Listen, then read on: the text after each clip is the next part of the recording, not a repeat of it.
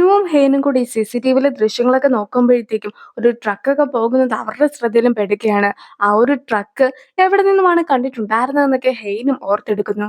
ഒരു ദിവസമാകട്ടെ വെന്റിലേറ്റേഴ്സ് ഒക്കെ മാറ്റുവാനായിട്ടുണ്ടെന്ന് മുത്തശ്ശൻ പറഞ്ഞ് ഞങ്ങളെ എല്ലാവരും വീട്ടിൽ നിന്നും മാറ്റിയെടുക്കുകയുണ്ടായിരുന്നു. അന്നത്തെ ദിവസമാണ് ഈ ഒരു ട്രക്കൊക്കെ വീടിന്റെ പരിസരത്ത് വെച്ച് താൻ കണ്ടിട്ടുണ്ടായിരുന്നതെന്നാണ് ഹെൻ പറയുന്നത്. അതായത് ഗോഡൌണിലായിരിക്കും പണമെന്നൊക്കെ വിചാരിച്ചിട്ടായിരുന്നല്ലോ ഇപ്പോൾ എല്ലാവരും തന്നെ വേഷം മാറി അവിടേക്കൊക്കെ എത്തിയിട്ടുണ്ടായിരുന്നത്. പക്ഷെ അവിടെ എത്തിയപ്പോഴത്തേക്കും അവർക്ക് പണം ഒന്നും തന്നെ കണ്ടെത്തുവാനും സാധിച്ചില്ല. മാത്രമല്ല, ആ ഒരു പണം എല്ലാം തന്നെ അവിടെ നിന്ന് മുത്തശ്ശൻ മാറ്റിയെന്ന കാര്യമാണ് അവർ മനസ്സിലാക്കുന്നതും. വലിയ മഴയൊക്കെ പെട്ടെന്ന് പെയ്തത് കൊണ്ട് തന്നെ ഹെയ്ന് തന്റെ കോട്ടൊക്കെ കൊടുത്തിട്ട് കാറുമായിട്ട് വരാമെന്ന് പറഞ്ഞ് ഹിൻവുവും പോകുകയാണ്. ഹെയ്ൻ അങ്ങനെ ഇരുന്ന് ഉറങ്ങുന്നു. ഇനി ഉൻസെങ്ങും ഹെയ്നെ അന്വേഷിച്ചുകൊണ്ട് അവളുടെ അടുത്തേക്കൊക്കെ വരുമ്പോഴത്തേക്കും ഹ്യുനുവോ എന്നൊക്കെ വിളിച്ചുകൊണ്ടാണ് ഉൻസെങ്ങിന്റെ അടുത്ത് അവൾ സംസാരിക്കുന്നത്. ഞാൻ ചെറുതായിട്ടൊന്ന് മയങ്ങിപ്പോയി. പിന്നെ എനിക്ക് നല്ലതുപോലെ തന്നെ വിശക്കുന്നുമുണ്ട്. നമുക്ക് വീട്ടിൽ പോകുന്നതിന് മുമ്പായിട്ട് തന്നെ എവിടെയെങ്കിലും കയറി എന്തെങ്കിലും കഴിച്ചാലോ എന്നൊക്കെ ഉൻസെങ്ങിന്റെ അടുത്ത് മോള് ചോദിക്കുകയാണ്. ഉൻസെങ്ങും മറുത്തൊന്നും തന്നെ പറയാതെ അവളെയും കൂട്ടിക്കൊണ്ട് പോകുന്നു. ഹിനുവു കാറിലെത്തി കഴിയുമ്പോഴത്തേക്കും ഉൻസിങ് ഹെയ്നെ കൊണ്ട് പോകുന്ന കാഴ്ചയായിരുന്നു അവനും കണ്ടിട്ടുണ്ടായിരുന്നത്. അതുകൊണ്ട് തന്നെ ഉൻസിങ്ങിന്റെ കാറിനെ ഫോളോ ചെയ്തുകൊണ്ട് ഹിനുവും വരുന്നു. ഏറ്റവും ഒടുവിലായിട്ട് ഹിനുവിന്റെ കാറൊക്കെ അവരുടെ കാറിന് മുമ്പിൽ എത്തുമ്പോഴത്തേക്കും ഇതങ്ങനെ വെറുതെ വിട്ടാൽ പറ്റില്ല. കഴിഞ്ഞ തവണയും നിന്നെ 3 പേര് അറ്റാക്ക് ഒക്കെ ചെയ്തതല്ലേ, ഞാൻ ഇപ്പോൾ തന്നെ പോലീസിനെയൊക്കെ വിളിക്കാമെന്ന് പറഞ്ഞുകൊണ്ട് ഹെയ്നും അവളുടെ കയ്യിൽ നിന്നും ഫോണൊക്കെ എടുക്കുന്നു. പക്ഷെ അപ്പോൾ മാത്രമായിരുന്നു കാറിൽ നിന്നും ഇറങ്ങി വരുന്നത് ഹിനു ആണെന്നുള്ള കാര്യമൊക്കെ ഹെയ്ൻ മനസ്സിലാക്കുന്നത്. തന്റെ അടുത്തിരിക്കുന്നത് ഉൻസിങ് ആണെന്നും അവൾ അറിയുന്നു. ഹെയ്ൻ പുറത്തേക്ക് ഇറങ്ങുവാനായിട്ട് നോക്കുമ്പോഴത്തേക്കും ഡോറൊക്കെ ലോക്ക്ഡ് ആയിരുന്നു. നീയും അവനോട് എന്താണ് പറയുവാനായിട്ട് പോകുന്നത്? അവനാണെന്ന് തെറ്റിദ്ധരിച്ചാണ് എന്റെ കാറിൽ കയറിയതെന്നാണോ? അതൊക്കെ കേട്ടാൽ അവൻ ആകെ ഷോക്ക്ഡ് ആകും. അതിലും ഭേദം നമ്മൾ എവിടേക്കെങ്കിലും പോകുകയാണെന്നൊക്കെ അവനോട് പറയുന്നതാണെന്നാണ് ഉൻസിങ്ങും പറയുന്നത്. ഹ്യുനുവും ഇപ്പോൾ ഹെയ്നെ കൂട്ടിക്കൊണ്ട് പോകുവാനായിട്ട് നോക്കുമ്പോഴത്തേക്കും നേരത്തെ ഞാൻ ഉൻസിങ്ങിനെ കണ്ടപ്പോഴത്തേക്കും മുത്തശ്ശനെ കാണിക്കുവാനായിട്ട് വീട്ടിലേക്ക് എന്നെ കൂട്ടിക്കൊണ്ട് പോകാമെന്നൊക്കെ അവൻ പറഞ്ഞു. അതുകൊണ്ടായിരുന്നു ഞാനും കാറിൽ കയറിയത്. നീ ഇപ്പോൾ പോയിക്കോ, ഞാൻ പിന്നീട് വന്നേക്കാം എന്നൊക്കെയാണ് ഹെയ്നും അവനോട് പറയുന്നത്. എന്നാൽ ഞാൻ കൂടി വരാമെന്നൊക്കെ ഹ്യുനുവു പറയുന്നുണ്ടെങ്കിലും ഉൻസിങ്ങും അവനെ കൂട്ടിക്കൊണ്ട് പോകുവാനായിട്ട് തയ്യാറായിരുന്നില്ല. ഡാഹയെ കാണുവാനായിട്ട് എത്തിയിട്ടുണ്ടായിരുന്നത് ജുൻഹോ ആയിരുന്നു. ഗുണിയുടെ അച്ഛനാണിത്. അവനാകട്ടെ നീ സൂച്ചോൾ എന്ന ഇഡിയറ്റിന്റെ കൂടെയൊക്കെയല്ലേ ഇത്രയും നാൾ താമസിച്ചത്. അതൊക്കെ വളരെ ബുദ്ധിമുട്ടുള്ള കാര്യമല്ലായിരുന്നു. ഞാനും ഇല്ലീഗലായിട്ടുള്ള കുറച്ച് ഫിനാൻഷ്യൽ ക്രൈംസ് ഒക്കെ ചെയ്തിട്ടുണ്ടായിരുന്നു. പക്ഷേ സൂച്ചോൾ ചെയ്തു എന്ന രീതിയിലാണ് ഞാനതൊക്കെ വരുത്തി തീർത്തത്.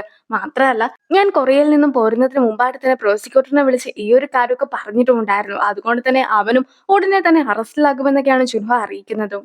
അവനെങ്ങാനും പ്രതികാരം ചെയ്യുവാനായിട്ട് നിന്നെ അന്വേഷിച്ച് വന്നാലോ എന്ന് വിചാരിച്ചിട്ടായിരുന്നു ഞാനും ഇതൊക്കെ ചെയ്തതെന്നാണ് അയാൾ ന്യായീകരിക്കുന്നത്. സ്വന്തം കുഞ്ഞിന്റെ കരച്ചില് പോലും കേൾക്കുവാനായിട്ട് ആഗ്രഹമില്ലാത്ത ഒരാളായിരുന്നു അത്. അതുകൊണ്ട് തന്നെ അയാളും കുഞ്ഞിനെയും എടുത്തുകൊണ്ട് പോകുവാനൊക്കെ ഡാഹയുടെ അടുത്തും പറയുന്നു. അച്ഛനും ഇപ്പോൾ ഹിനുവിനെയും ഹെയ്നെയും മാറി മാറി കോൾ ചെയ്യുന്നുണ്ടെങ്കിലും ആരും തന്നെ ഫോൺ എടുക്കാതെ ഇരിക്കുന്നത് കൊണ്ട് തന്നെ ആകെ ടെൻഷൻ അടിച്ചാണ് ഇരിക്കുന്നതും. ഹിനുവും ഇപ്പോൾ കണ്ണു തുറക്കുമ്പോഴത്തേക്കും അവനും ബ്രോക്കറിന്റെ ഒക്കെ അടുത്തായിരുന്നു ഉണ്ടായിരുന്നത്. ബ്രോക്കർ ആകട്ടെ അവൻ സൂയിസൈഡ് ചെയ്ത് മരിച്ചു എന്ന രീതിയിലൊക്കെ വരുത്തി തീർക്കുവാനായിട്ട് ശ്രമിക്കുകയാണ്.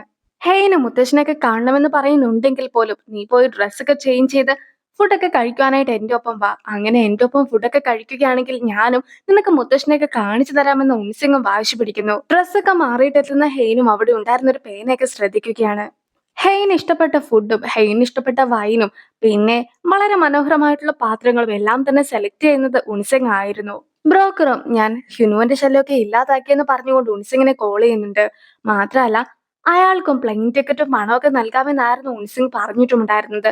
പക്ഷെ അതിനെക്കുറിച്ചൊക്കെ അയാൾ ഉൻസിങ്ങിന്റെ അടുത്ത് ചോദിക്കുമ്പോഴത്തേക്കും ഇപ്പോൾ നമ്മൾ കണ്ടുമുട്ടുകയോ ഞാൻ നിനക്ക് പണം തരികയോ ചെയ്യുകയാണെങ്കിൽ പോലീസിന് സംശയം തോന്നുന്നതാണ്. അതുകൊണ്ട് തന്നെ കുറച്ചു നാൾ നീ ഒളിച്ചിരിക്കുക, പിന്നീട് ഒരിക്കൽ നമുക്ക് കാണാമെന്നൊക്കെ പറഞ്ഞുകൊണ്ട് ഉൻസിങ്ങും കോളൊക്കെ കട്ട് ചെയ്ത് ആ ഫോൺ തന്നെ സ്വിച്ച് ഓഫ് ആക്കി വെക്കുന്നു. വീട്ടിലൊക്കെ വന്നിട്ട് നിനക്ക് എന്താണ് തോന്നുന്നതെന്നൊക്കെ ഉൻസിങ്ങും ഹെയ്നോട് ചോദിക്കുന്നുണ്ട്. പക്ഷെ ഇപ്പോൾ അത് വീടായിട്ട് പോലും അവൾക്ക് തോന്നുന്നുണ്ടായിരുന്നില്ല. മാത്രമല്ല, അവൻ കൊടുത്ത ഫുഡ് പോലും കഴിക്കാതെയാണ് അവൾ ഇരിക്കുന്നതും. അവളും നമുക്ക് മുത്തശ്ശനെ കാണുവാനായിട്ട് പോകാമെന്നൊക്കെ അവന്റെ അടുത്തും പറയുന്നു. നിന്നെ രക്ഷിക്കുവാനായിട്ട് ഞാൻ നിന്നെ കുഴിയിലൊക്കെ പിടിച്ചിട്ടു എന്നൊക്കെ നീ പറഞ്ഞതല്ലേ. പക്ഷെ അതെല്ലാം തന്നെ നിന്റെ തെറ്റിദ്ധാരണയാണ്. ഞാനായിരുന്നു അന്ന് നിന്നെ രക്ഷിച്ചിട്ടുണ്ടായിരുന്നതെന്നൊക്കെ പറഞ്ഞുകൊണ്ട് ഹെയ്ന്റെ മാലയൊക്കെ ഇപ്പോൾ അവനും അവൾക്ക് കാണിച്ചു കൊടുക്കുന്നു. അപ്പോൾ അന്നായിരുന്നു നമ്മൾ ആദ്യമായിട്ട് കണ്ടുമുട്ടിയതെന്നൊക്കെ ഉൻസിങ്ങിന്റെ അടുത്ത് അവൾ ചോദിക്കുമ്പോഴത്തേക്കും അന്നായിരുന്നില്ല, നീയും കപ്പലിലൊക്കെ മുങ്ങിപ്പോയ സമയത്ത് ഞാനായിരുന്നു നിന്നെ അന്ന് രക്ഷിച്ചിട്ടുണ്ടായിരുന്നതെന്നാണ് അവനും അറിയിക്കുന്നത്. ഹ്യുനുവിന്റെ അമ്മയും പഴയ ആൽബമൊക്കെ നോക്കിക്കൊണ്ടിരിക്കുകയാണ്. അവിടെ എത്തുന്ന ഹെയ്ന്റെ അമ്മ കൂടി ആ ഒരു ആൽബമൊക്കെ നോക്കുന്നു. അങ്ങനെ ഇരിക്കെ അതിലുണ്ടായിരുന്ന ഹ്യുനുവിന്റെ പഴയ ഒരു ഫോട്ടോ ഒക്കെ കാണുമ്പോഴത്തേക്കും ആ ഒരു സ്ഥലമൊക്കെ വളരെയധികം പരിചയമുള്ളത് പോലെയൊക്കെ ഹെയ്ന്റെ അമ്മയ്ക്കും തോന്നുകയാണ്. അവനും ബീച്ചിൽ പോയ സമയത്ത് ഒരു കുട്ടി മരിക്കുന്നതിൽ നിന്നും അവളെ രക്ഷിച്ചിട്ടൊക്കെ ഉണ്ടായിരുന്നുവെന്ന് അമ്മയും ഇപ്പോൾ പറഞ്ഞു കൊടുക്കുകയാണ്. ഞാൻ എന്റെ അമ്മനെ കാണുവാനായിട്ട് വന്ന വഴിക്കായിരുന്നു നീ മുങ്ങുന്നതൊക്കെ കണ്ടിട്ടുണ്ടായിരുന്നത്. അന്ന് ഞാൻ നിന്നെ രക്ഷിച്ചു. അങ്ങനെ ആയിരുന്നു എനിക്കും നിന്നോട് സ്നേഹമൊക്കെ തോന്നിയിട്ടുണ്ടായിരുന്നെന്നാണ് ഉൻസിംഗ് പറയുന്നത്. എനിക്ക് നിന്റെ ഒപ്പം ഈ ഒരു മേശയിലേക്ക് ഇരുന്ന് ഫുഡ് കഴിക്കണമെന്നത് മാത്രമായിരുന്നു ആഗ്രഹം. പക്ഷെ എപ്പോഴും ഹ്യുനുവിന്റെ ഒപ്പം മാത്രമായിരുന്നു നീ ഫുഡും കഴിച്ചിട്ടുണ്ടായിരുന്നത്. എനിക്ക് വേണ്ടി ഈ ഒരു കാര്യമെങ്കിലും ചെയ്യാമോ എന്നൊക്കെ ഉൻസിംഗും ഹെയിന്റെ അടുത്ത് ചോദിക്കുന്നു. അങ്ങനെ ഹെയ്നും ഇപ്പോൾ ഫുഡൊക്കെ കഴിച്ചിരിക്കുകയാണ്. മാത്രമല്ല മുത്തശ്ശനെ കാണുവാനായിട്ട് കൂടി അവൾ എത്തുന്നു. ഉൻസിങ്ങിനോട് ഞാൻ തനിച്ച് മുത്തശ്ശനോട് സംസാരിച്ചോട്ടെ എന്നൊക്കെ അവൾ ചോദിക്കുമ്പോഴത്തേക്കും ഉൻസിങ്ങും അതിന് സമ്മതമൊക്കെ നൽകുകയാണ്. സ്യോൽഹിയും ഹെയ്ൻ അവിടെ എത്തിയിട്ടുണ്ടെന്നൊക്കെ അറിഞ്ഞിട്ട് എത്തുന്നു. മാത്രമല്ല മുത്തശ്ശനുമായിട്ട് സംസാരിക്കുവാനായിട്ട് അവളെ അനുവദിക്കുകയില്ല എന്നൊക്കെ പറഞ്ഞ് അവളും വാശി പിടിക്കുമ്പോഴത്തേക്കും ഉൻസിങ് ആയിരുന്നു സ്യോൽഹിനെ തടഞ്ഞിട്ടുണ്ടായിരുന്നത്. ഈ ഒരു സമയം കൊണ്ട് തന്നെ മുത്തശ്ശന്റെ അടുത്ത് സംസാരിച്ചതിന് ശേഷം ഹെയ്നും തിരിച്ചെത്തുന്നു. നിന്റെ ഫാമിലി ആക്കട്ടെ മുത്തശ്ശനെതിരായിട്ട് എന്തെങ്കിലും ഗൂഢാലോചനയൊക്കെ നടത്തിയാലോ എന്ന് പേടിയുള്ളത് കൊണ്ടായിരുന്നു മുത്തശ്ശനും എന്നെ വിശ്വസിച്ചെല്ലാം തന്നെ തന്നിട്ടുണ്ടായിരുന്നെന്നൊക്കെയാണ് സ്യോൽഹി പറയുന്നത്. നിനക്ക് എന്ത് വേണമെങ്കിലും എന്നോട് പറയാം. നമുക്ക് രണ്ടുപേർക്കും നീ പറയുന്ന കാര്യങ്ങൾ കള്ളമാണെന്ന് അറിയാമല്ലോ എന്നൊക്കെ ഹെയ്നും അവളോട് തിരിച്ചു പറയുന്നു. മുത്തശ്ശൻ ജീവിച്ചിരിക്കുന്നിടത്തോളം കാലം മാത്രമേ പവർ ഓഫ് അറ്റോർണിയൊക്കെ വർക്ക് ആകുകയുള്ളൂ. അതുകൊണ്ട് തന്നെ മുത്തശ്ശനെ നീ നന്നായിട്ട് നോക്കുമെന്ന് ഞാൻ വിചാരിക്കുന്നു എന്നൊക്കെയാണ് ഹെയ്നും അവളോട് പറയുന്നത്. ഞങ്ങളുടെ പണമെല്ലാം തന്നെ നീ തട്ടിയെടുത്തത് കൊണ്ടാണ് ഞങ്ങൾക്ക് ഫാമിലിയുമായിട്ട് ഒന്നിച്ച് താമസിക്കേണ്ടിയൊക്കെ വന്നത്. എന്തായാലും ഞങ്ങൾ കുറച്ചുകൂടി ക്ലോസ് ആയി. അതും വെച്ച് അതിന് ഞാൻ ഒരിക്കലും നിന്നോട് നന്ദി പറയുകയില്ല എന്ന് പറഞ്ഞ് ഹെയ്നും പോകുന്നു. സ്യോൽഹിയും അവളുടെ പിറകെയൊക്കെ പോകുന്നതിൽ നിന്നും ഉൻസിങ്ങിനെ തടയുന്നുണ്ടെങ്കിലും ഉൻസിങ്ങും സ്യോൽഹിനെ മൈൻഡ് പോലും ചെയ്യാതെ പോകുകയാണ്. ഉൻസിങ്ങും കുറേയേറെ അന്വേഷിക്കുന്നുണ്ടെങ്കിൽ പോലും ഹെയ്നെ കാണുവാനായിട്ട് സാധിക്കുന്നില്ല. ഹെയ്നും വഴിയൊക്കെ തെറ്റി പല വഴിയിലൂടെ മാറി മാറി നടക്കുകയാണ്. അതായത് മെയിൻ ഗേറ്റിലേക്ക് പോകണമെന്നായിരുന്നു അവൾ ആഗ്രഹിച്ചിട്ടുണ്ടായിരുന്നെങ്കിലും എങ്ങനെയാണ് ആ ഒരു വഴിയിലൂടെ പോകുക എന്ന് പോലും അവൾക്ക് കണ്ടെത്തുവാനായിട്ട് സാധിക്കുന്നില്ല. ഈ ഒരു സമയത്താകട്ടെ കാറിൽ നിന്നും ഹ്യുനുവൊക്കെ ഇറങ്ങി വരുന്നതായിട്ട് അവൾ ശ്രദ്ധിക്കുന്നു. പക്ഷേ ഹ്യുനുവാണെന്ന് വിചാരിച്ച് അടുത്തേക്ക് ചെല്ലുന്നതിന് മുമ്പായിട്ട് അവൾ ഒന്നും കൂടി നോക്കുമ്പോഴത്തേക്കും അത് ഉൻസിങ് ആണെന്നൊക്കെ അവൾക്കും തോന്നുന്നു. വീണ്ടും കണ്ണടച്ച് തുറക്കുമ്പോൾ അത് ഹ്യുനുവു ആണെന്നും തോന്നുകയാണ്. അവനും അവളുടെ അടുത്തേക്കൊക്കെ വരുമ്പോഴത്തേക്കും നീ ശരിക്കും ഹ്യുനുവോ ആണോ എന്നായിരുന്നു അവളും ചോദിക്കുന്നത്. ഹ്യുനുവിന്റെ മുഖത്തുണ്ടായിരുന്ന മുറിവൊക്കെ കാണുന്ന ഹെയ്നാകട്ടെ നിനക്ക് തല്ലൊക്കെ കൊണ്ടോ എന്ന് ചോദിക്കുകയാണ്. ഞാൻ എത്ര തവണ നിന്നോട് പറയണം എന്നെ ആർക്കും തല്ലുവാനായിട്ട് സാധിക്കുകയില്ല എന്ന്. 3 പേരൊക്കെ ഒന്നിച്ചു തോൽപ്പിച്ചിട്ടുള്ള ആളാണ് ഞാനെന്ന് പറഞ്ഞ് ഹ്യുനുവും ഹെയ്നെ സമാധാനിപ്പിക്കുന്നു. ഹെയ്ൻ ഇപ്പോൾ എവിടെയാണ് ഉള്ളതെന്നൊക്കെ CCTV വഴി ഉൻസിങ് മനസ്സിലാക്കുകയാണ്. ഉൻസിങ് ഇപ്പോൾ ബ്രോക്കറിനെ വിളിച്ച് കാര്യങ്ങളൊക്കെ അന്വേഷിക്കുന്നു. എന്നെ കൊല്ലണമെന്ന് മാത്രമല്ലേ ഉൻസിങ് നിന്നോട് പറഞ്ഞിട്ടുണ്ടായിരുന്നുള്ളൂ. എപ്പോഴും കൊല്ലണമെന്ന് പറഞ്ഞില്ലല്ലോ. ഒരു കാര്യം ചെയ്യ, നീ ഇപ്പോൾ ഉൻസിങ്ങിനൊന്ന് കോൾ ചെയ്ത് നോക്ക്. നിന്നോട് പറഞ്ഞ വാഗ്ദാനങ്ങളെല്ലാം തന്നെ അവൻ പാലിക്കുമെങ്കിൽ 5 മിനിറ്റ് കഴിഞ്ഞിട്ട് എന്നെ കൊന്നോ എന്നായിരുന്നു ഹ്യുനുവും അവനോട് പറയുന്നത്. അങ്ങനെ ഉൻസിങ്ങിന്റെ ബ്രോക്കർ കോൾ ചെയ്ത സമയത്താകട്ടെ ചെയ്യാമെന്ന് പറഞ്ഞ കാര്യങ്ങൾ ചെയ്യുന്നതിന് പകരമായിട്ട് അവനോട് ഒളിച്ചിരിക്കുവാനൊക്കെ ആയിരുന്നല്ലോ ഉൻസിങ്ങും പറഞ്ഞത്. പിന്നീട് ഉൻസിങ്ങിനെ വിളിക്കുമ്പോഴെല്ലാം തന്നെ ഫോൺ സ്വിച്ച് ഓഫും ആയിരുന്നു. അതുകൊണ്ട് തന്നെ താൻ ചതിക്കപ്പെട്ടു എന്ന കാര്യം ബ്രോക്കറും മനസ്സിലാക്കുന്നു. ഇപ്പോഴാകട്ടെ നീ ഒരു ഫ്രോഡ് മാത്രമാണ്. എന്നെ കൊല്ലുകയാണെങ്കിൽ നീ ഒരു കൊലപാതകി കൂടി ആകുന്നതായിരിക്കും. ഓൾറെഡി ഞാൻ നിനക്കെതിരായിട്ട് കേസൊക്കെ കൊടുത്തത് കൊണ്ട് തന്നെ പോലീസും ആ ഒരു അന്വേഷണത്തിലാണുള്ളത്. നിന്നെ കാണാതെയും കൂടി ആക്കുകയാണെങ്കിൽ ഉറപ്പായിട്ടും നീ ആയിരിക്കും കൊലയാളി എന്ന് പോലീസും വിശ്വസിക്കുന്നതായിരിക്കും. നിന്നെ എങ്ങനെ വന്നാലും പോലീസ് പേടിക്കും. ഇപ്പോൾ ഫ്രോഡിന്റെ കാര്യം മാത്രം എടുക്കുകയാണെങ്കിൽ ആ ഒരു കേസിൽ നീ 3 വർഷം മാത്രമേ ശിക്ഷിക്കപ്പെടുകയുള്ളൂ. പക്ഷേ നീ എന്നെ കൊല്ലുകയാണെങ്കിൽ 20 വർഷത്തെ ശിക്ഷയായിരിക്കും നീ അനുഭവിക്കേണ്ടതായിട്ട് വരിക.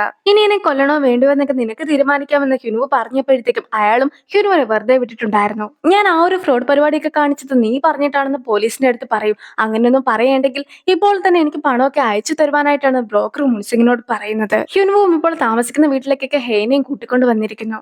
സോഫയിലൊക്കെ പുതപ്പ് കിടക്കുന്നത് കാണുമ്പോഴത്തേക്കും നീ സോഫയിൽ കിടന്നാണോ ഉറങ്ങുന്നതെന്നൊക്കെ ഹെയ്നും അവനോട് ചോദിക്കുകയാണ്. ഞാൻ എവിടെ തല വെച്ചാലും എനിക്ക് അവിടെ കിടന്ന് ഉറങ്ങുവാനായിട്ട് സാധിക്കുമെന്നൊക്കെ ഹ്യുനുവ് പറയുമ്പോഴത്തേക്കും ഡിവോഴ്സിന് ശേഷം നിനക്ക് നന്നായി തന്നെ ഉറങ്ങുവാനായിട്ടൊക്കെ സാധിക്കുന്നുണ്ടോ? പക്ഷെ എനിക്ക് ഉറങ്ങുവാൻ കഴിയുന്നുണ്ടായിരുന്നില്ല. മാത്രമല്ല ഡിവോഴ്സ് ഒക്കെ ചെയ്യുക എന്നത് നിന്റെ സ്വപ്നമല്ലായിരുന്നോ? അങ്ങനെ വരുമ്പോഴത്തേക്കും നിനക്ക് നന്നായി ഉറങ്ങുവാനും സാധിക്കുന്നുണ്ടായിരിക്കും. നമ്മളിൽ 2 പേരിൽ ഒരാളെങ്കിലും ഡിവോഴ്സിന് ശേഷം ഹാപ്പി ആണല്ലോ എന്നൊക്കെയാണ് ഹെയ്ൻ പറയുന്നത്. പക്ഷെ അതൊക്കെ കേൾക്കുന്ന ഹ്യുനുവും ഹെയ്നെ പറഞ്ഞു മനസ്സിലാക്കുവാനൊക്കെ കുറേയധികം പാടുപെടുന്നു. നമ്മൾ അടികൂടിയിട്ടാണെങ്കിൽ പോലും നിന്റെ ഒപ്പം ഈ ഒരു വീട്ടിലൊക്കെ താമസിക്കുവാനായിട്ട് എനിക്ക് ഒരുപാട് ആഗ്രഹം ഉണ്ടായിരുന്നുവെന്നും ഞാൻ നിന്നെ ഒരുപാട് മിസ് ചെയ്തിട്ടുണ്ടായിരുന്നുവെന്നും ഹ്യുനുവും അവളോട് പറയുകയാണ്. അവൾക്ക് വിശക്കുന്നുണ്ടെന്നൊക്കെ പറയുമ്പോഴത്തേക്കും ഹ്യുനുവും അവൾക്കുള്ള ഫുഡൊക്കെ ഉണ്ടാക്കി കൊടുക്കുന്നു. ഇനി ഉൻസിങ്ങിനെ കാണിക്കുമ്പോഴത്തേക്കും ഹെയ്ന്റെ ഒപ്പം ഒന്നിച്ചിരുന്ന് ഫുഡൊക്കെ കഴിച്ച് ആ ഒരു സ്ഥലത്തെത്തിയതിനു ശേഷം ഉൻസിങ്ങും അവിടെ ഉണ്ടായിരുന്ന സാധനങ്ങളെല്ലാം തന്നെ തല്ലി പൊട്ടിക്കുകയാണ്. ഹ്യുനുവും വളരെ രുചികരമായിട്ടുള്ള ഫുഡൊക്കെ ആയിരുന്നു ഉണ്ടാക്കിയിട്ടുണ്ടായിരുന്നത്. അതൊക്കെ കഴിക്കുന്ന ഹെയ്നും നീ എന്തുകൊണ്ടാണ് ഇതിനു മുമ്പ് ഇങ്ങനെ ഫുഡൊന്നും ഉണ്ടാക്കാതിരുന്നതെന്ന് അവന്റെ അടുത്തും ചോദിക്കുന്നു. അവനും ഇതിനു മുമ്പ് അങ്ങനെയുള്ള സന്ദർഭമൊന്നും ഉണ്ടായിട്ടില്ല എന്നൊക്കെ അറിയിക്കുകയാണ്. ഞാൻ മരിച്ചു കഴിഞ്ഞിട്ടുണ്ടെങ്കിൽ നീയും മറ്റാരെങ്കിലും വിവാഹം കഴിക്കുമോ? അവരുടെ ഒപ്പം വഴക്കൊക്കെ കൂടിയിട്ട് ഈ ഒരു ചെറിയ വീട്ടിൽ താമസിക്കുമോ? അവൾക്കും ഇതുപോലെ ഫുഡൊക്കെ ഉണ്ടാക്കി കൊടുക്കുമോ എന്നൊക്കെ ഹെയ്നും ഹ്യൂനോട് ചോദിക്കുന്നു. നിന്നെ പോലെ ഇത്രയ്ക്ക് സ്നേഹിക്കുന്ന ഒരു വൈഫിനെയൊക്കെ എന്തിനാണ് ഡിവോഴ്സ് ചെയ്തതെന്ന് ചോദിച്ചുകൊണ്ടാണ് പലരും എനിക്കെതിരായിട്ട് കമന്റ് ഒക്കെ ഇടുന്നത്. അങ്ങനെ ഇരിക്കെ എന്നെ കെട്ടുവാനായിട്ട് ഏതെങ്കിലും പെണ്ണ് വരുമോ എന്നൊക്കെ ഹ്യൂവും അവളോട് ചോദിക്കുകയാണ്. പക്ഷെ നീ സ്മാർട്ടാണ്, വളരെ ഹാൻസം ആണ്, നന്നായി കുക്കും ചെയ്യും. ഇങ്ങനെയുള്ള ഒരാളെ ആരാണ് സ്നേഹിക്കാത്തതെന്നൊക്കെയാണ് അവളും ചോദിക്കുന്നത്. ഇനിയും 100 ജന്മങ്ങൾ ജനിച്ചിട്ടുണ്ടെങ്കിലും ആ 100 തവണയും ഞാൻ നിന്നെ തന്നെ ആയിരിക്കും സെലക്ട് ചെയ്യുക എന്ന് കൂടി അവളും അറിയിക്കുന്നു. ഹ്യൂനുമോനും അതൊക്കെ കേൾക്കുമ്പോഴത്തേക്ക് ഒരു ഞെട്ടലൊക്കെയാണ് ഉണ്ടാകുന്നത്. ആ ഒരു സീനോട് കൂടി ഈ ഒരു വീഡിയോ അവസാനിപ്പിക്കുന്നു. അടുത്തൊരു വീഡിയോ ആയിട്ട് ഇത്രയും വേഗം കാണാം. ബൈ.